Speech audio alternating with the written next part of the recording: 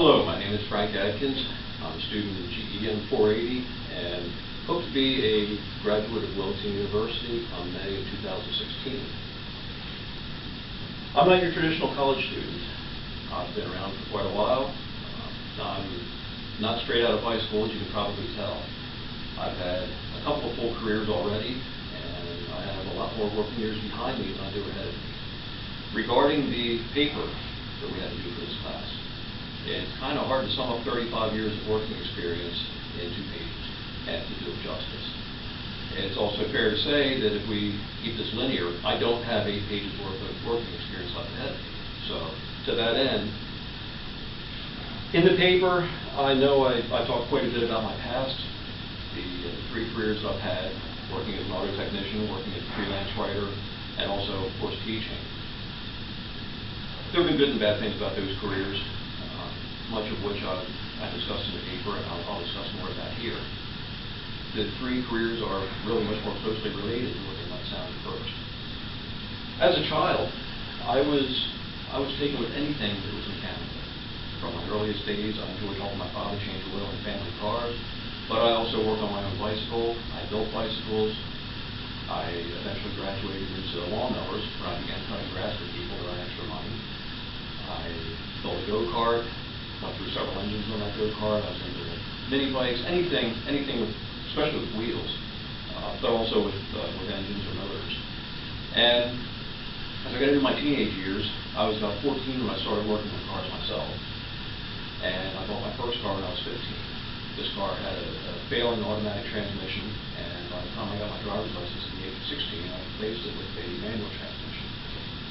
I had a second car while I was in high school. That car got an engine swap as well as an automatic to manual transmission conversion. So I was pretty deeply entrenched in the world of automobiles before I graduated high school. Now, I grew up believing that after high school I was going to go to the University of Delaware. And as I got into my junior year, I began questioning, well, that's great. What am I going to do when I get there? Didn't have any answers. So I did a lot of soul searching at that time. Junior year in high school was an especially difficult year for me for a number of reasons. But anyway, I did a lot of soul searching, and what I came up with was the one thing I love doing, working on cars.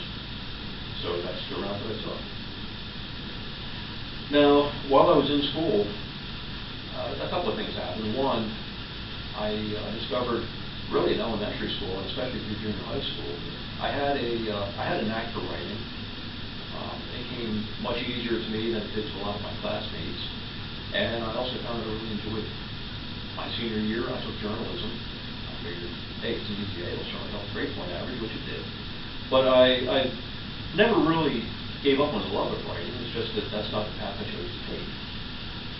So when I was 15, I began working in a vacuum cleaner repair shop. Again, mechanical stuff, electric motors, it was all cool stuff for me. I began working as a vacuum cleaner repairman, and I held this job all through high school. It paid for my automotive endeavors, and it also put me through my first year at Automotive Training Center in Excellent. So upon graduating Automotive Training Center, of course, by that point I was working on cars, and I went full-time with automotive repair. I spent the first few years working at several mom-and-pop type independent shops, and all along I've had visions of this big brick building, Adkins Automotive on the sign out front, a couple of tow trucks sitting in the parking lot, and that's really what kept me going. That's what kept me reaching and striving.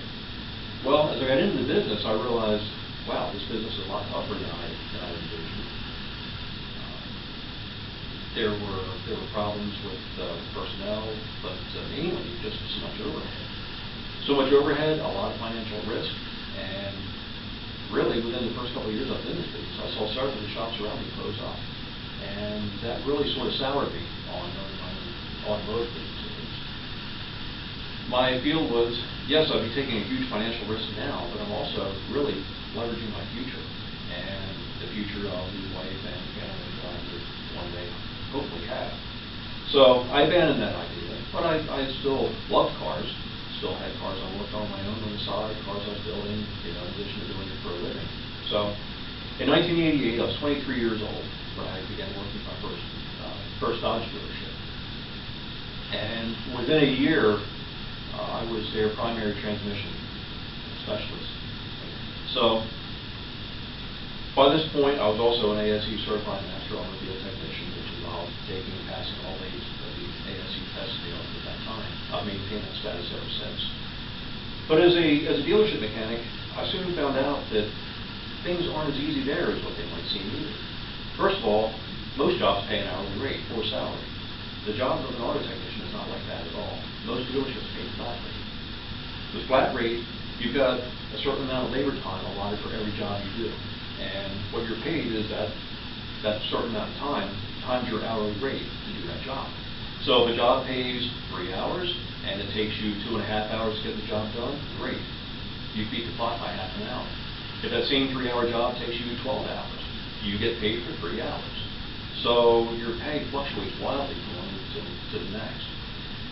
The other thing is, not only does it really keep you under the gun to keep you producing, but there are a lot of things outside your control as a flat rate technician that affect your ability to earn an income.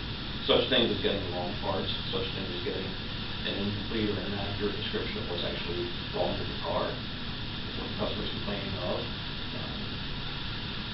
wrong parts, car not parked where it's supposed to be, any number of things.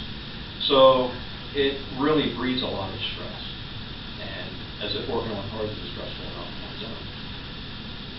I really grew to despise the flat rate pay system. I despised working on cars professionally. Problem is, by that point I was trapped. I was married, had a mortgage. My wife at the time was an education major in college, so we had college expenses. And speaking of her being an education major, I visited her a number of times at various jobs she had. She worked as a daycare director. She was a preschool teacher for a number of years. And every time I went into one of her classrooms, I was just floored by the number of kids, just all the chaos. And I tend to be a much more orderly person than that. So the thought of teaching did not appeal to me at all. What did appeal to me, what I finally came back to years later, was freelance writing. I published my first article in the summer of 1992 in Classic Auto Restorer magazine. At that time, I was almost 27.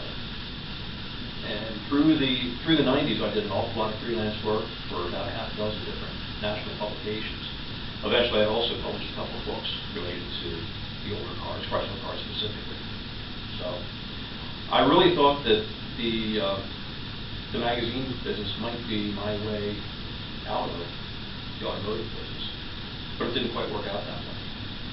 What happened through the 90s, it was a very volatile time, and really the volatility continues today. It was a very volatile time in the magazine industry.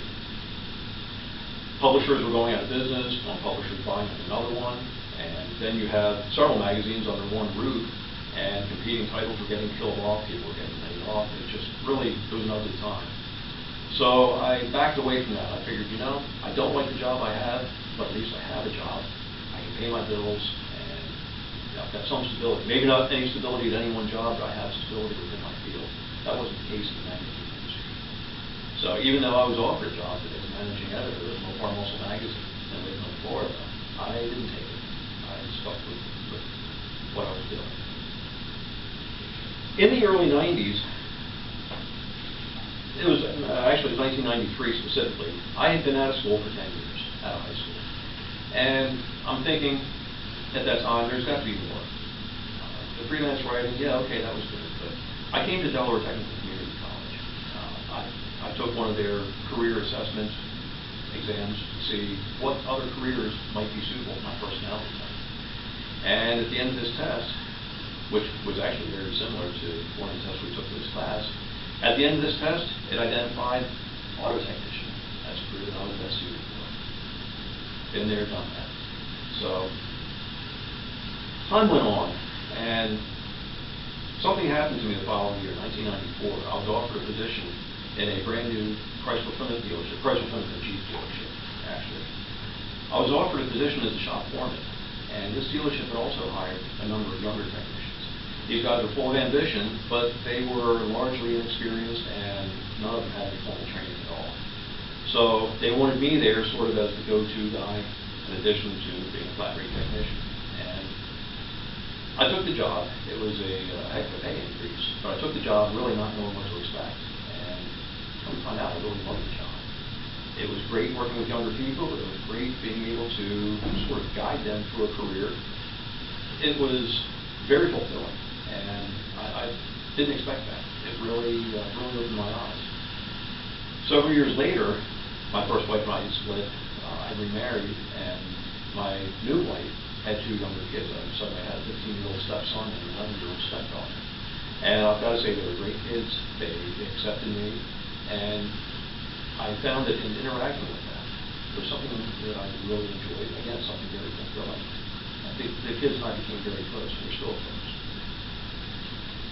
Those two experiences really sort of shaped my life. They were game changers for me, because for the first time ever, I considered education. I began teaching classes part-time at Delaware Technical Community College in 2003. In 2006, I took over a high school automotive program when its teacher retired, and I worked there for 5 years with high school kids until Delaware Tech had a full-time opening.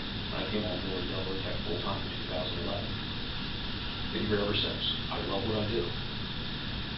I have, at this point, I'm 50 years old. I have roughly 15 years left till I retire. I hope to do all of that right here at Delaware Tech. However, my boss will not be around that long. He's talking retirement, possibly within the next year, and it's possible that I may end up in his position as department chair. It's not a job that I really want. It's a job that I think I would do well at, given my previous management experience, but it's not a job that I really look forward to. I like being with students. However, it is a job that if it's offered to me, yes, of course I'll take it. And it's part of the reason why I'm putting such a push right now to finish with my degree from the university.